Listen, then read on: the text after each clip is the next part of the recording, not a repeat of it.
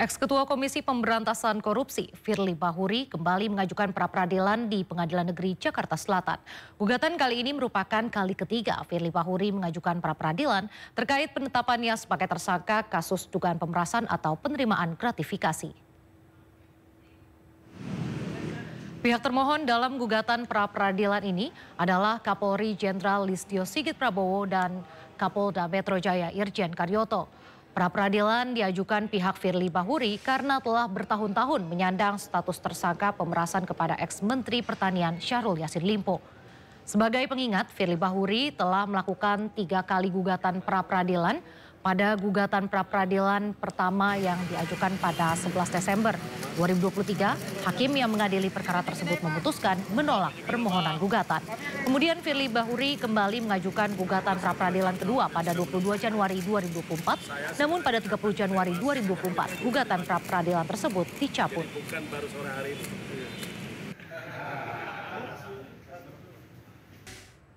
Pemirsa, kantor polisi sektor Kayangan, Lombok Utara dibakar massa. Sebanyak 180 personil polisi disiagakan untuk mengantisipasi aksi susulan anarkis massa.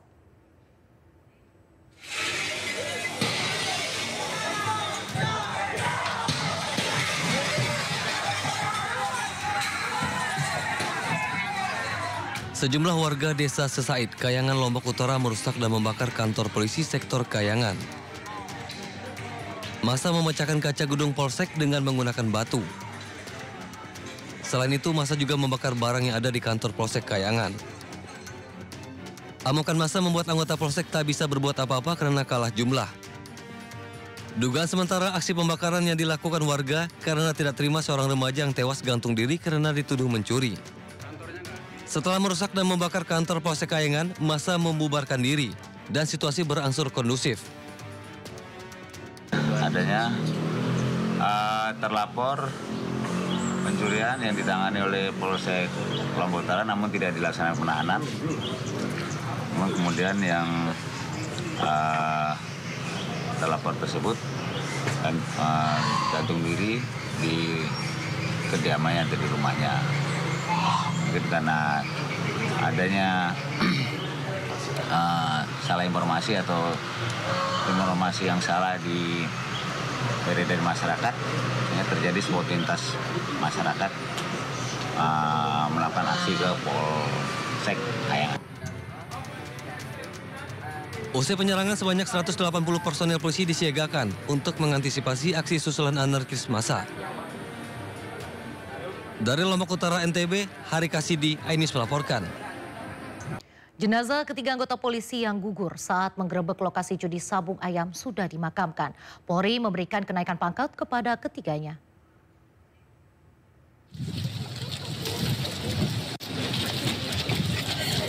Isak tangis keluarga mengiringi kedatangan jenazah Kapolsek Negarawatin AKP Anu Merta Lusianto di rumah duka. Jenazah sampai di rumah duka pada Selasa sore dan langsung dimakamkan di TPU Sumber Harjo, Kecamatan Buai Madang Timur, Oku Timur. Pemakaman AKP Lusianto dilakukan secara kedinasan oleh Polres Oku Timur dan dipimpin langsung oleh Kapolres Oku Timur. Almarhum meninggal di usia 52 tahun. Almarhum meninggalkan seorang istri dan putri yang masih menempuh pendidikan di Jakarta.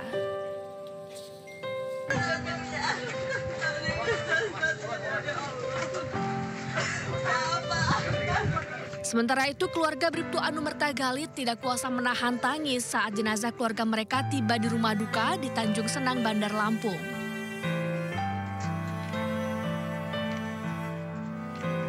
Usai serah terima jenazah dari keluarga ke kepolisian, jenazah Bribtu Anu Merta Galit dimakamkan di tempat pemakaman umum Waikandis, Tanjung Senang, Bandar Lampung secara kedinasan.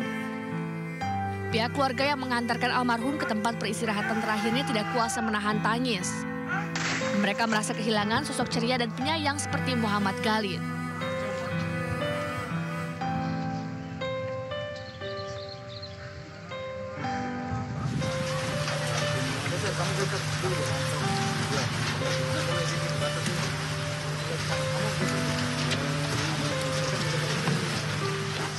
Sementara itu, jenazah Aibda Anu Merta Petrus Aprianto juga telah selesai dimakamkan pada Selasa malam.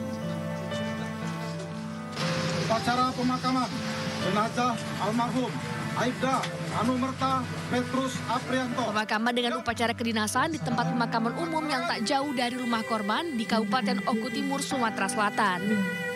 Almarhum meninggalkan seorang istri dan anak yang masih berusia 3 bulan. Tim Liputan iNews melaporkan. Sementara satu oknum TNI pelaku penembakan 3 polisi saat grebek sabung ayam di Waikanan, Lampung ditangkap. Namun petugas masih belum mengungkap siapa saja yang terlibat dalam penembakan tersebut.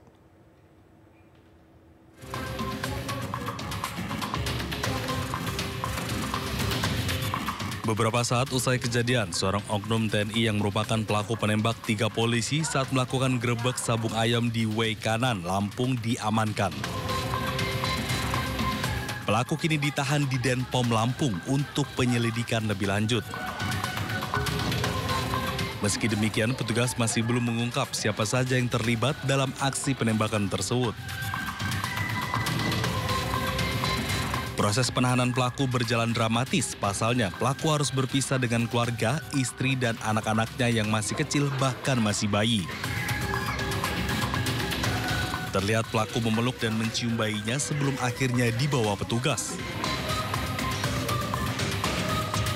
Sebelumnya beredar video pelaku yang sedang memamerkan senjata api miliknya sambil sesekali menembakkan senjata tersebut ke arah semak-semak. Sementara itu, Polda Lampung membentuk tim gabungan bersama Korem 043 Garuda Hitam dan Denpom Angkatan Darat untuk mengungkap kasus penembakan yang menewaskan Kapolsek Negari Batin dan 2 anggotanya saat melakukan pembubaran judi sabung ayam. Tim investigasi ini akan menelusuri motif dan para pelaku yang terlibat dalam kejadian tersebut. Tim Liputan iNews melaporkan. Kapolda Lampung dan Danrem 043 Garuda Hitam meninjau lokasi judi sabung ayam yang menjadi tempat kejadian penembakan di Waikanan, Lampung. Keduanya menegaskan penyelidikan akan terus dilakukan secara bersama dan transparan hingga kasus terungkap.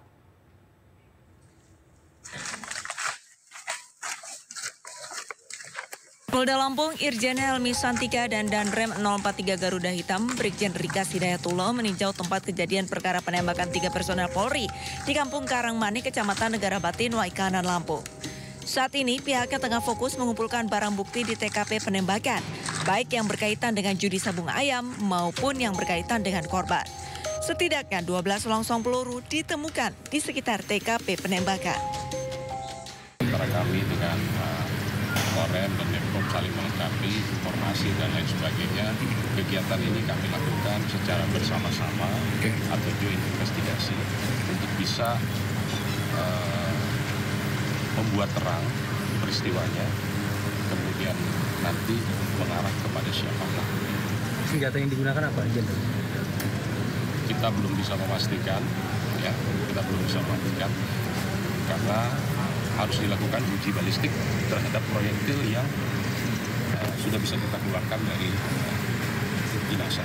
Telah bertekad untuk membuka ini seterang benderang. Kemudian yang pertama tentunya kita semua berbelasungkawa kehilangan anggota Polri yang terbaik. Kami semua dari TNI yang ada di Provinsi Lampung maupun di Kodam 2 Sriwijaya turut kehilangan sahabat-sahabat kami. Jadi kami pastikan hasil investigasi pertama nanti akan sangat transparan.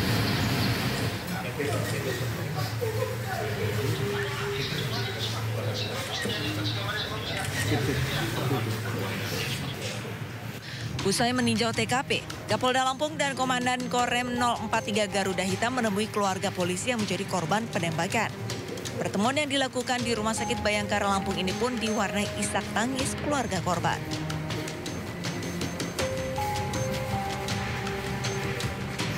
Dalam pertemuan ini, Kapolda Lampung dan Danrem 043 Garuda Hitam menegaskan penyelidikan akan terus dilakukan hingga kasus terungkap.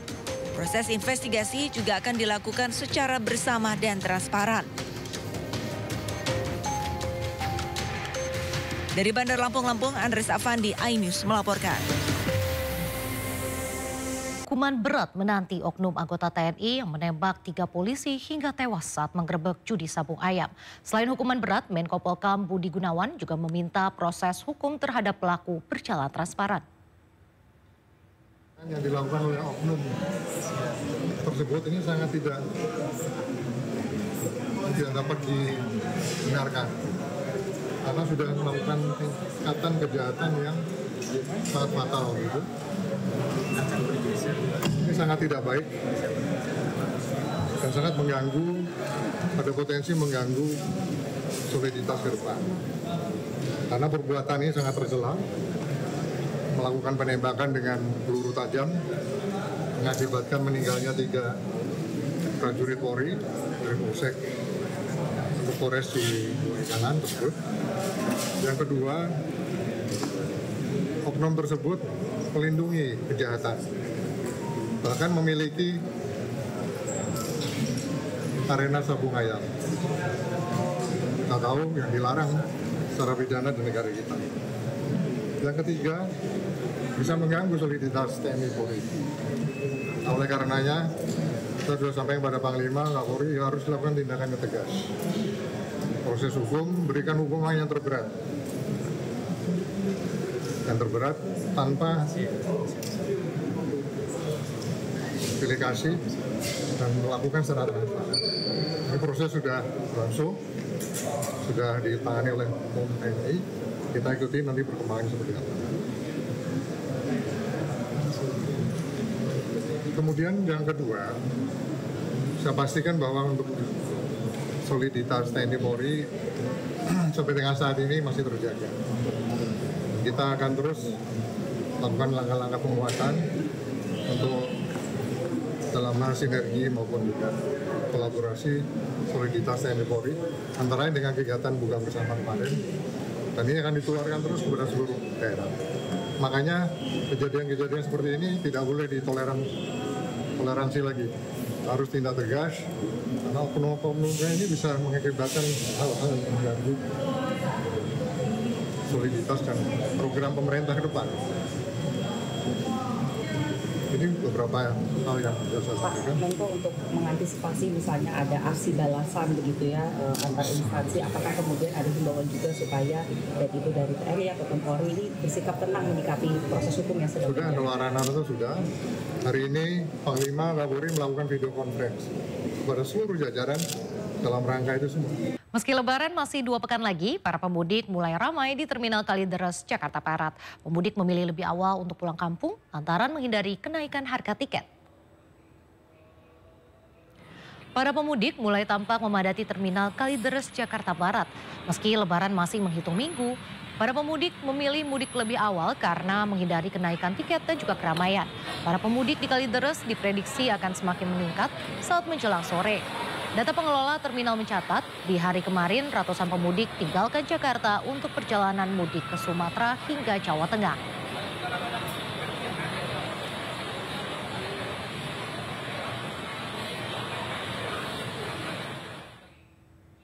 Dan untuk mengetahui informasi terkini terkait mudik lebaran di kawasan Terminal Kalideres, Jakarta Barat, kami telah terhubung dengan rekan Esra Amparita. Ya, selamat siang Esra, apakah di sana sudah terlihat para penumpang mudik lebaran? Berapa banyak armada yang telah disiapkan?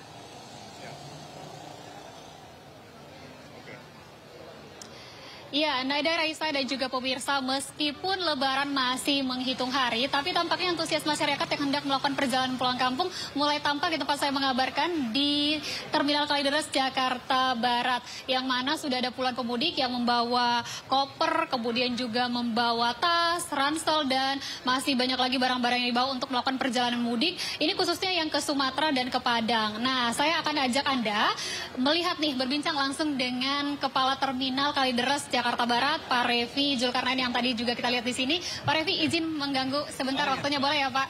Iya, Pak Revi, ini kan banyak para pemudik. Kalau data gimana nih Pak, update terbarunya untuk para pemudik yang mau melakukan perjalanan pulang kampung? Ya, memang siang hari ini ya, H-12 Angkutan Lebaran 2025, memang sudah terlihat ada peningkatan jumlah penumpang ya. Tetapi ini saat ini adalah yang berangkat adalah penumpang Sumatera, Padang, Palembang. Nanti sore hari adalah penumpang Jawa Tengah, Jawa Timur, dan juga Lampung. Memang ada peningkatan saat ini tapi masih normal ya, tidak seperti pada nanti mungkin H-7 sampai H-3 biasanya itu akan peningkatan penumpang cukup tinggi ya. Seperti tahun-tahun kemarin itu puncaknya terjadi pada H-3. Itu penumpang berangkat itu bisa mencapai hari itu 6.511. Padahal pada hari biasa itu penumpang hanya 750 sampai 900 penumpang per hari gitu. Pak, terakhir mungkin Pak bisa dijelaskan lebih lengkap bahwa terminal Kalideres ini untuk memastikan keselamatan penumpang, apakah ada tes urin dan segala macamnya kepada sopir, Pak? Iya, jadi kita di sini ada posko-posko ya, ada posko pengamanan terpadu dibantu kepolisian TNI dan yang lain, kemudian ada posko kesehatan, itu pemeriksaan kesehatan pengemudi dan juga tes urin terhadap pengemudi supaya dipastikan pengemudi itu mengemudikan kendaraan dalam kondisi sehat dan dites urinnya supaya tidak dipastikan pengemudi itu tidak terpapar narkoba ya, sehingga tidak membahayakan keselamatan dari penumpang yang diangkut. Nah selain itu kendaraan juga kita periksa, itu namanya kita ramcek, kita periksa teknis penunjang dan utama yang ada di kendaraan itu seperti sistem rem, kemudi, roda, lampu dan yang lain supaya dipastikan juga kendaraan layak jalan. Jadi selain pengemudinya sehat, kendaraan juga harus sehat begitu. Ya. Terima kasih Pak Revi atas waktunya. Selamat bertugas kembali Bapak. Nah pemirsa, yang perlu diperhatikan tadi juga dari kepala terminal ataupun pihak terminal mengimbau kepada masyarakat agar memperhatikan barang bawaan. Dan utamanya jika hendak membeli tiket, belilah di tempat yang resmi sehingga perjalanan Anda ketika melakukan perjalanan pulang kampung akan lebih aman dan bisa tentunya menuntaskan rindu kepada keluarga di kampung halaman. Kembali ke Anda, Naidia Raisa. Baik, terima kasih Esra Barita melaporkan langsung dari Terminal Kalideres, Jakarta Barat. Selamat bertugas kembali dan sehat selalu. Pemirsa, pelaku usaha di Kota Depok, Jawa Barat resah karena sejumlah organisasi masyarakat minta jatah THR. Informasi selengkapnya usai jeda berikut, tetap di Sindo Siang.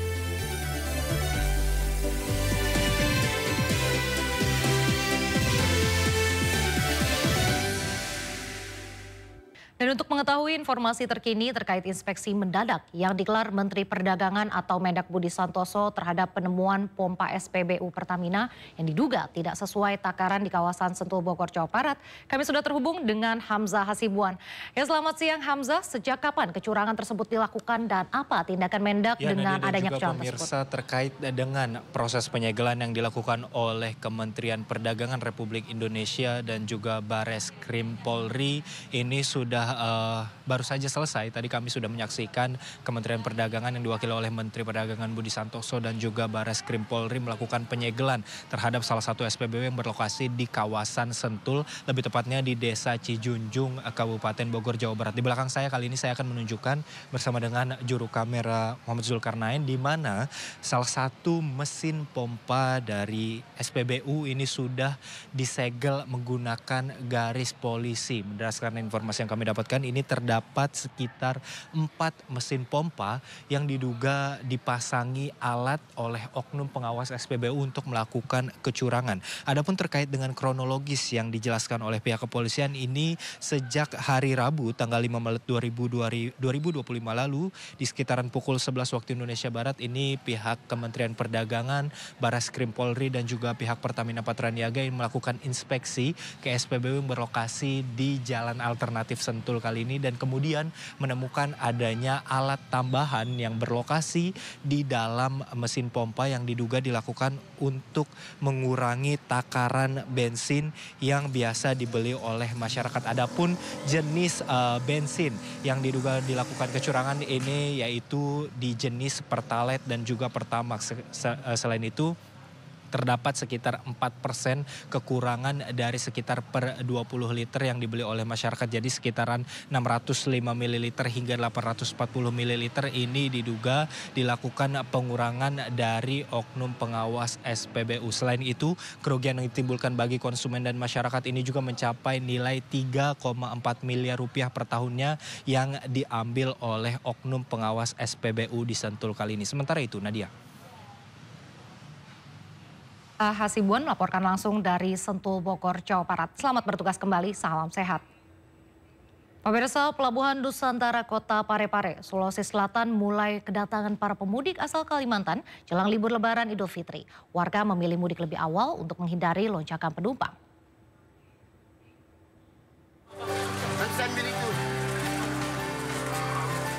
Ribuan penumpang kapal asal Kalimantan tiba di dermaga Pelabuhan Nusantara, Kota Parepare, Sulawesi Selatan dengan menggunakan KM Lambelu milik PT PLD. Meskipun arus mudik libur Lebaran Idul Fitri masih sepekan, namun lonjakan penumpang kapal di Pelabuhan Nusantara Kota Parepare ini sudah terlihat padat. Pasalnya, alasan warga untuk memilih mudik lebih awal untuk menghindari lonjakan penumpang kapal saat arus mudik Idul Fitri nanti. Padat. Ini dalam rangka apa balik, Bu? Ya? Dalam rangka apa balik? Mau lebaran, mudik lebaran. Sama keluarga di kampung? Iya, ada keluarga di kampung. Ini Bu, kenapa memilih mudik lebih awal, Bu? Ya? Kenapa memilih pulang lebih awal? Karena mau kumpul-kumpul keluarga. Meskipun mengambil waktu mudik lebih awal, namun kepadatan penumpang sudah terjadi di atas kapal. Selain menghindari lonjakan, tujuan mudik lebih awal ini yaitu untuk menghabiskan waktu lebih lama dengan keluarga di kampung halaman. Dari Parepare, Sulawesi Selatan, Edwin Eka Pratama, A-News melaporkan. PT ASDP Indonesia Ferry Cabang Utama Merak tengah memperbaiki dermaga eksekutif Pelabuhan Merak, Kota Cilegon, Banten yang rusak pasca ditabrak kapal Portling 3. Perbaikan ini sedang dikebut pihak pengelola pelabuhan guna melayani pengguna jasa jelang angkutan Lebaran 2025. Perbaikan dermaga yang rusak membutuhkan waktu hingga 10 hari ke depan.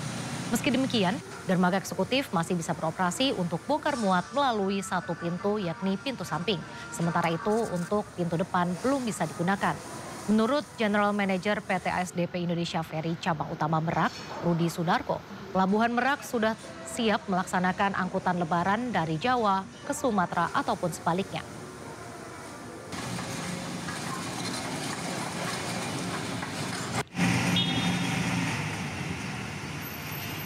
Mulai tadi malam jam 19 tetap operasional dan insya Allah kita tetap ikut berpartisipasi nanti di arus mudik pada peak season-nya. Kemudian semuanya dapat berjalan baik. Jelang arus mudik Lebaran, petugas gabungan dari Satlantas Polres Garut dan Kementerian Perhubungan melakukan pemeriksaan armada bus di Terminal Guntur Garut, Jawa Barat. Pemeriksaan tersebut dilakukan guna memastikan kendaraan layak jalan. Garut bersama perwakilan dari Kemenhub langsung memeriksa bus yang ada di Terminal Guntur Garut, Jawa Barat. Pemeriksaan kelayakan meliputi surat jalan hingga pemeriksaan ban dan juga rem kendaraan. Menurut Kapolres Garut AKBP Muhammad Fajar Gumilang, pengecekan ini dilakukan agar bus aman saat membawa penumpang terutama saat memasuki libur mudik Lebaran serta menghindari kecelakaan. Kapolres memprediksi arus mudik Lebaran akan dimulai pada akhir pekan ini. Nanti selama operasi kepolisian ketupat kita akan lakukan dan standby nanti petugas baik dari kepolisian maupun dari dinas perhubungan yang ada di terminal itu. Peningkatan tanggal 28, memang arus mudik diperkirakan tanggal 28 di Kabupaten Garut, sehingga pada tanggal-tanggal tersebut kita lakukan peningkatan juga. Di sini ada pos pelayanan. Dan nanti juga Sambut musim mudik Lebaran, pemerintah memberikan potongan tarif tol Trans Jawa hingga 20%. Periode diskon dibagi dalam sepekan sebelum Lebaran dan sepekan setelah Lebaran.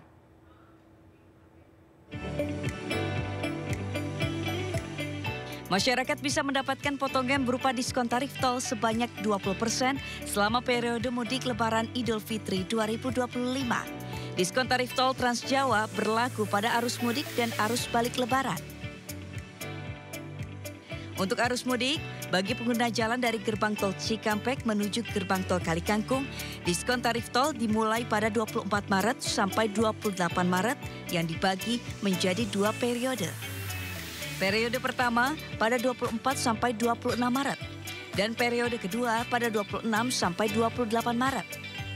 Sementara untuk arus balik, diskon tarif tol diberlakukan pada 3 April sampai 4 April, kemudian pada 8 sampai 9 April 2025 untuk perjalanan dari gerbang tol Kalikangkung menuju gerbang tol Cikampek Utama. Untuk jasa marga, tadi juga Astra, jadi sepertinya semua jalur ruas tol ini sudah memberlakukan diskon tarif tol. Selain diskon 20%, Jasa Marga akan memberikan potongan tarif tol minimal 30% bagi pengguna jalan yang terkena dampak rekayasa lalu lintas selama arus balik Lebaran 2025. Pemirsa, permintaan kebutuhan uang tunai di masyarakat saat momen Ramadan dan Idul Fitri biasanya selalu meningkat. Namun demikian, jumlah uang layak edar yang disiapkan Bank Indonesia kali ini justru menurun dibandingkan tahun 2024. Momen bulan suci Ramadan dan Hari Raya Idul Fitri biasanya selalu menjadi salah satu pendorong aktivitas ekonomi masyarakat dan dunia usaha secara nasional. Sebab sudah menjadi tradisi saat Ramadan dan Idul Fitri, masyarakat akan mengeluarkan uang lebih banyak dibandingkan hari biasa, baik untuk memenuhi kebutuhan pangan, pakaian, hingga wisata. Dan untuk memenuhi kebutuhan penukaran uang rupiah pada momen Ramadan dan Idul Fitri tahun ini, Bank Indonesia telah menyiapkan uang layak edar sebesar 180,9 triliun rupiah. Namun demikian, jumlah tersebut justru menurun dibandingkan tahun 2024 lalu, yang tercatat sebesar 197,6 triliun rupiah. Sementara itu, Kementerian Perhubungan memprediksi jumlah masyarakat yang akan melakukan perjalanan selama momen mudik Lebaran tahun ini mencapai 146,48 juta orang. Jumlah pemudik tahun ini juga tercatat mengalami penurunan sekitar 24% dibandingkan tahun lalu, yang mencapai 193,6 juta orang. Di sisi lain, dari jumlah ratusan juta jiwa tersebut, Kemenhub juga memprediksi akan ada 33,71 juta orang atau 23% dari pemudik yang akan menggunakan mobil pribadi.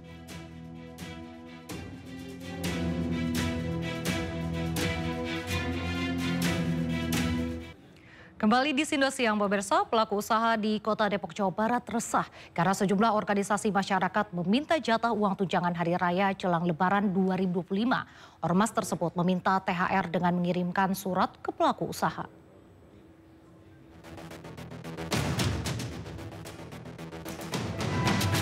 Bagi seluruh aparatur pemerintah di Provinsi Jawa Barat, dari mulai gubernur sampai RT RW, kalau kata RT RW bukan pemerintah ASN, tetapi struktur yang ada dilarang meminta dan memberi tunjangan hari raya pada siapapun dan dalih apapun. Yang kedua, bagi seluruh lembaga usaha, baik BUMD, BUMN, lembaga-lembaga bisnis swasta, dilarang untuk memberikan THR pada siapapun dengan dalih apapun.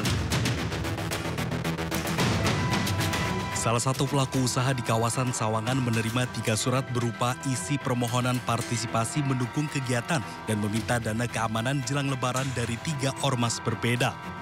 Terkait hal itu, Wakil Wali Kota Depok menyatakan perusahaan tidak wajib memberi THR kepada siapapun di luar karyawannya, terlebih jika ada unsur paksaan. Sehingga kami memastikan bahwa pengusaha fokus, juga pastikan fokus kepada THR semua karyawannya. Itu dulu, satu. Yang kedua, apabila mau memberikan bantuan atau apa kepada pihaknya, silakan aja, tapi tidak boleh ada unsur paksaan. Sementara itu, belum ada masyarakat yang melapor langsung ke polisi terkait permintaan tunjangan hari raya dari ormas. Jika memang ada laporan, polisi akan lakukan penyelidikan serta membentuk tim untuk menindaklanjuti keluhan para pelaku usaha. Jadi untuk kegiatan itu kan sudah ada jelas semua dari Mabes Polri, namun demikian tetap kita menunggu respon dari masyarakat. Di samping kita juga melakukan tim untuk melakukan penyelidikan.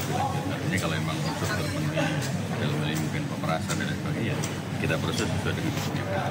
Tapi belum ada laporan langsung ke polisi? Sementara belum. Terkait ormas minta THR Lebaran, para pelaku usaha diharapkan segera lapor pihak kepolisian. Jika ditemukan dan terbukti adanya unsur pemerasan, maka pelaku akan diproses sesuai hukum yang berlaku. Tim Liputan iNews melaporkan. Sebelumnya viral di media sosial, pengurus RW di Jakarta Barat meminta THR 1 juta rupiah ke setiap pengusaha lahan parkir. Usai viral, pengurus RW meminta maaf dan menarik surat edaran permintaan THR. Surat edaran yang diduga dikeluarkan oleh pengurus salah satu RW di Jembatan 5 Jakarta Barat viral di media sosial. Surat berisi permintaan uang tunjangan Hari Raya Lebaran sebesar 1 juta rupiah ke para pengusaha yang menggunakan lahan parkir. Wakil Gubernur Jakarta Rano Karno menanggapi kasus ini. Menurutnya, memungut THR tidak boleh dilakukan. Ia meminta seluruh pengurus RT dan RW di Jakarta tidak meminta THR atau pungli kepada warga. cuman begini, kita mesti paham. Maaf nih, RW saya juga mengeluarkan edaran. Untuk apa? Misalnya untuk lebaran satpam. Itu sih normal gitu. Tapi juga ada ketentuan, jangan gila-gilaan, nggak boleh itu. Kayak petugas sampah, tukang sapu. Di komplek-komplek pasti begitu. Pasti dikolek dari ya. Usai viral, pengurus RW yang meminta THR meminta maaf dan menarik surat edaran. Tim Liputan iNews melaporkan.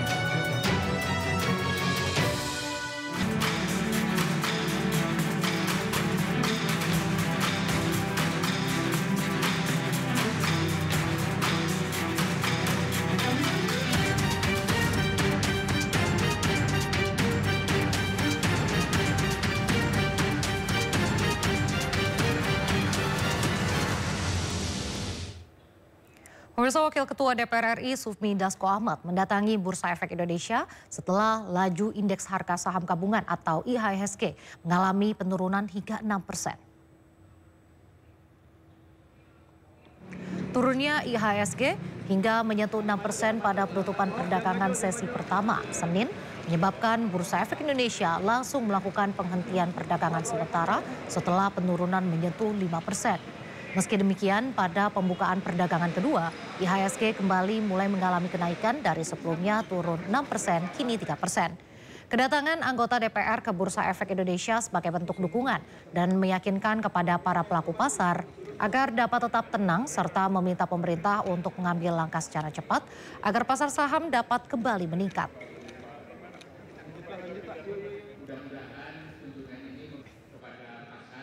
Rekan-rekan media sekalian, jadi menyikapi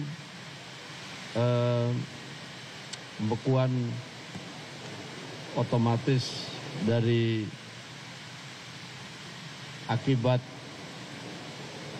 koreksi dari indeks harga saham gabungan 5% yang memang otomatis dan bukan baru kali ini saja terjadi. Dan sudah pernah pada waktu COVID dan lain-lain, kami pada hari ini melakukan kunjungan untuk support dan meyakinkan kepada pasar untuk tetap tenang. Bahwa kemudian kami akan mendukung pemerintah untuk hadir dan mengambil langkah-langkah yang dianggap perlu dalam tempo yang cepat-cepatnya untuk mengembalikan pasar supaya stabil. Pemerintah merespon koreksi dalam IHSG dengan memastikan pengelolaan APBN dilakukan secara kredibel guna mendukung kepercayaan investor. Menteri Keuangan juga memastikan jalannya APBN transparan hingga dapat mendorong transparansi yang kuat dari emiten BUMN maupun swasta. Indeks harga saham gabungan atau IHSG sempat anjlok hingga 6% pada sesi pertama hari Selasa 18 Maret 2025. Merespons negatifnya pasar saham domestik, Menteri Keuangan Sri Mulyani menjelaskan bahwa saat ini fundamental ekonomi domestik masih stabil. Menteri Keuangan memastikan kepercayaan investor surat berharga negara dapat terjaga sekalipun IHSG sempat goyah. Selain itu, Sri Mulyani menyebut saat ini penerimaan pajak terus membaik, di mana penerimaan bruto APBN tumbuh 6,6% pada Maret 2025. Selain menjelaskan masih kuatnya fundamental ekonomi dalam negeri, Menteri Keuangan Sri Mulyani juga memastikan pengelolaan APBN dilakukan secara kredibel dan transparan. Untuk itu, pemerintah menghimbau emiten BUMN maupun swasta tetap mengedepankan transparansi kepada calon investor. Tegaskan saya mengelola APBN dan bersama-sama dengan tim Kementerian Keuangan terus menjaga keuangan negara. Kami ada di sini, kami bertanggung jawab, kami terus menjaga keuangan negara sebagai instrumen yang sungguh luar biasa penting bagi pencapaian tujuan-tujuan pembangunan yang sudah disampaikan oleh Presiden Prabowo dan juga di dalam menjaga kepercayaan masyarakat. Itu tanggung jawab dan tugas kami. Kami tetap berdiri teguh untuk bekerja fokus mengelola APBN. Itu ya. Dengan neraca perdagangan yang positif di tengah cerita yang saya sampaikan waktu minggu lalu ya. Dunia itu lagi gunjang. Semua negara sedang membuat barrier atau halangan untuk trade dengan menaikkan tarif. Kemudian banyak membuat lembaga-lembaga internasional membuat prediksi ekonomi melemah. Di tengah hal tersebut, naiknya tarif yang sangat tinggi, proyeksi perlemahan, Indonesia masih mampu menjaga trade surplus 58 bulan secara berturut-turut. Bahkan angka Februari lebih tinggi year on year sebesar 2,28 billion mencapai 3,12 miliar. Sebelumnya PT Bursa Efek Indonesia telah menginformasikan bahwa pada Selasa 18 Maret 2025 telah terjadi pembekuan sementara perdagangan atau trading hold sistem perdagangan di PT Bursa Efek Indonesia pada pukul 11:19 waktu Jakarta. Hal tersebut dipicu penurunan indeks harga saham gabungan yang mencapai 5% sebelum penutupan sesi pertama.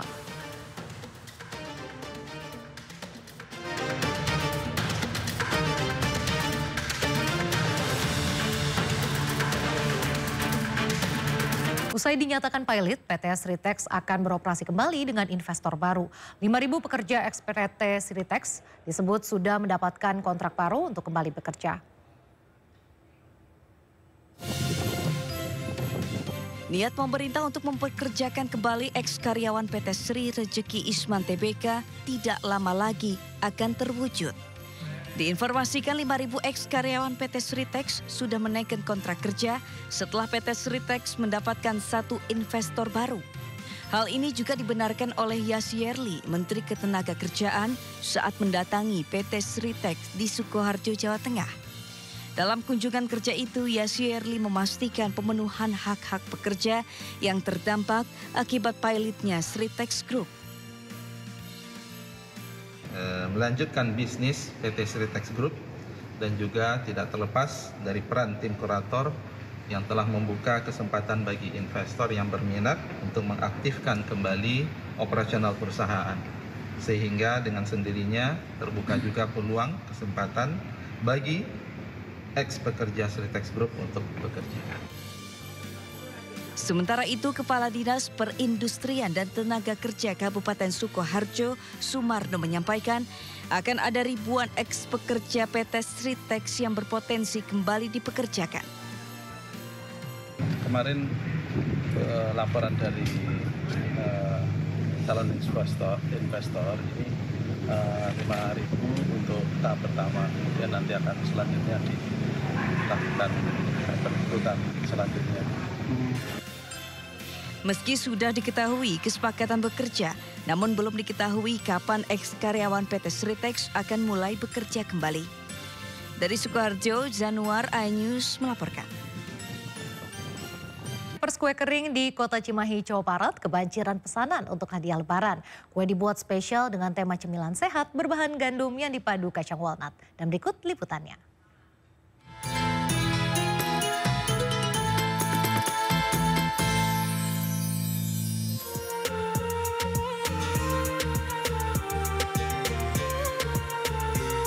Mendekati Lebaran, industri rumahan hampers kue kering di Kota Cimahi, Jawa Barat mulai kebanjiran pesanan. Beragam model hampers yang unik ditambah cita rasa kue yang lezat, sukses memikat hati para pembeli. Inilah hampers-hampers hasil kreasi ibu muda bernama Yuliawati. Beragam model hampers lengkap dengan pernak-pernik hiasannya tampil ciamik sebagai bingkisan di hari Lebaran. Selain cantik, hampers ini terbilang ramah lingkungan karena tidak sekali buang. Bahannya yang awet dan bisa dimanfaatkan sebagai tempat lainnya. Yuli menyuguhkan kue spesial dengan tema cemilan sehat, yakni kue berbahan dasar gandum dipadukan dengan kacang walnut yang kaya akan antioksidan. Pasti buat rekanan di kantor suka nyarinya dari sini dan mereka juga suka request, "Ih lucu." Kemudian saya juga suka ngirimnya keluar pulau karena pasti belinya di sini tiap tahun. Pada momen Ramadan ini, Yuli dibanjiri pesanan hampers yang meningkat hingga 50% dibanding hari biasa. Jadi sebelum kejual biasa yang langganan udah tiap tahun, saya tuh pagi sama malam live TikTok yang nontonnya tuh hampir di atas 1.000 orang. Udah gitu mereka itu bukan beli pas untuk lebaran. Jadi beli saat itu dia nonton, saat itu dia beli dan kirim hari itu. Jadi kita tuh memang spesialnya kirimnya lewat paksel yang nggak pernah nyebutin. Karena aman gitu. Bagi Anda yang berminat, hampers buatan Yuli ini dibanderol mulai dari Rp150.000 hingga Rp2 juta. Dari Cimahi, Jawa Barat, Yuwono, iNews melaporkan. Meski Hari Raya Idul Fitri 1446 Hijriah masih 2 pekan lagi, namun sejumlah warga mulai berburu perhiasan emas di salah satu toko emas di Pasar Kota Serang, Banten. Warga mengaku membeli emas perhiasan selain untuk investasi, juga untuk dipakai di hari Lebaran. Jelang Lebaran, fenomena toko emas dibanjiri pembeli selalu terjadi. Salah satunya juga terjadi di toko emas yang berada di Pasar Rau, Kota Serang, Banten. Ya, karena tradisi menjaga gengsi saat Idul Fitri belum berubah di sebagian masyarakat. Dan emas menjadi salah satu perhiasan yang seolah wajib dikenakan saat Lebaran. Selain menunjang penampilan, logam mulia juga memperlihatkan tingkat kesuksesan pemakainya. Saat dikonfirmasi, sejumlah pembeli mengaku sengaja membeli emas untuk digunakan saat Lebaran nanti sekaligus sebagai investasi. Beli baru. Beli apa itu? Beli kalung, gelang, tadi ada cincin sama ada anting di sini. Buat simpenan investasi. Dipakai tapi nggak semua mungkin. Kalau harga emas itu nggak stabil ya, jadi dia akan naik terus. Jadi buat investasi cocok sih. Beli emas sedikit ini. Jual apa beli?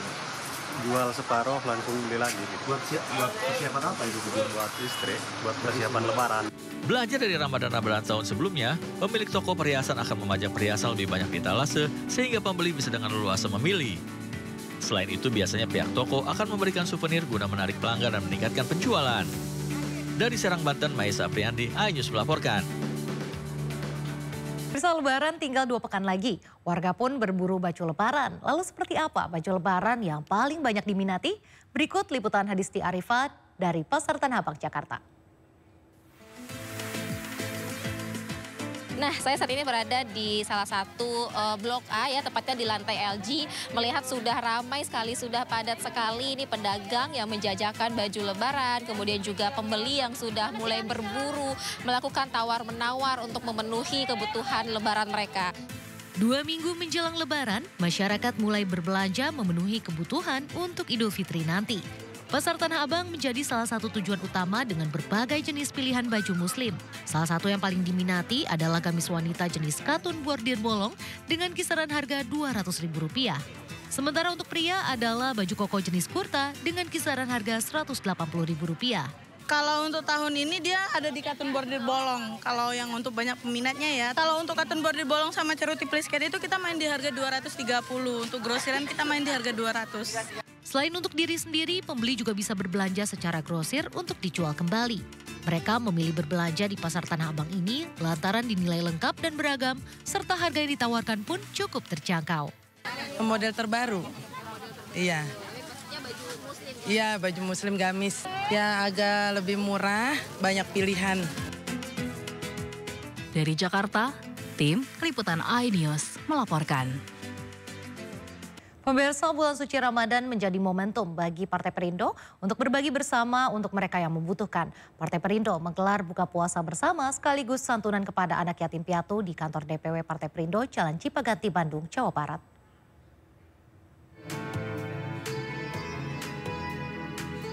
Di bulan suci Ramadan, DPW Partai Perindo Jawa Barat rutin menebar kebaikan kepada sesama. Salah satunya melalui program buka puasa bersama dan santunan kepada anak yatim piatu.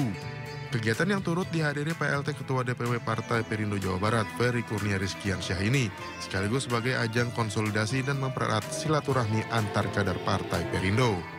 Kita juga melakukan konsolidasi dan koordinasi dengan teman-teman DPW dan juga teman-teman DPD yang ada di sekitar Bandung Raya seperti itu. Jadi ini yang memang kita akan upayakan kumpul dengan teman-teman yang ada di Jawa Barat ini dan sekaligus kita buka puasa bersama dan memberikan santunan kepada anak-anak yatim.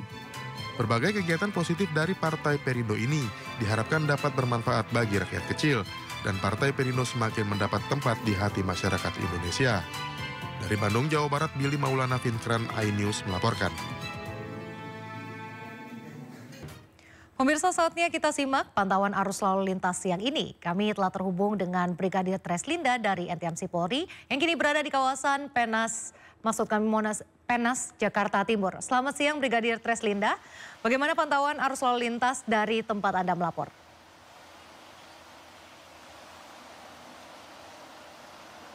Ya baik, terima kasih rekan saya Nadia Raisa di studio dan juga pemirsa.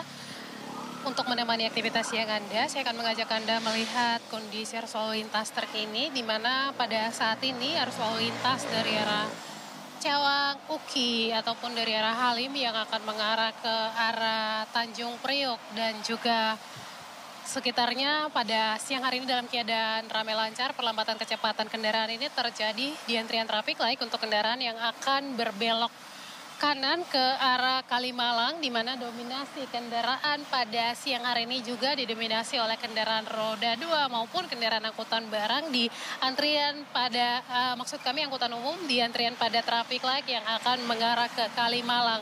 Selepas traffic light kendaraan dapat melaju dengan kecepatan normal, untuk itu kami harapkan bagi pengguna kendaraan roda 2 untuk selalu parkir di belakang garis stop, kemudian juga kami harapkan Anda tidak melawan arus karena hal ini dapat menyebabkan kecelakaan lalu lintas. Sementara untuk arus lalu lintas dari arah Tanjung Priok yang akan mengarah ke Halim pada siang hari ini masih dalam keadaan ramai lancar. Dari Tanjung Priok yang akan mengarah ke Kalimalang juga dalam keadaan relatif lancar. Dan mengingat pada siang hari ini juga banyak angkutan umum yang berhenti di median jalan untuk menaikkan dan menurunkan penumpang. Untuk itu kami harapkan bagi para pengguna kendaraan yang melintas di kawasan ini untuk selalu berhati-hati. Kemudian Nadia, kami juga menginformasikan dalam rangka operasi ketupat yang akan digelar pada tanggal 23 untuk wilayah Pulau Jawa, Lampung, dan Bali akan dilaksanakan pembatasan kendaraan sumbu 3 yakni pada tanggal 24 hingga tanggal 8 April 2025.